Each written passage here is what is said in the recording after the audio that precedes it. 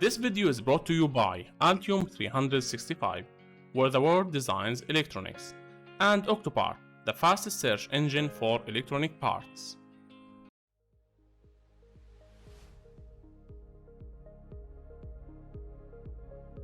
Running a design rule check, DRC. Click the Run Design Rule Check button at the bottom of the dialog to perform a design rule check.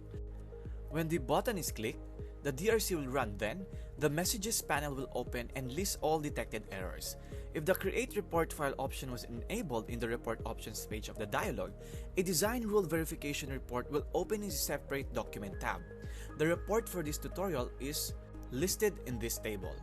Now below here is a summary of violating rules that are specific for about each violation. The links in the report are live. Click on a specific error to jump back to the board and examine that error on the board. Note that the zoom level for this click action is configured on the system navigation page of the preferences dialog.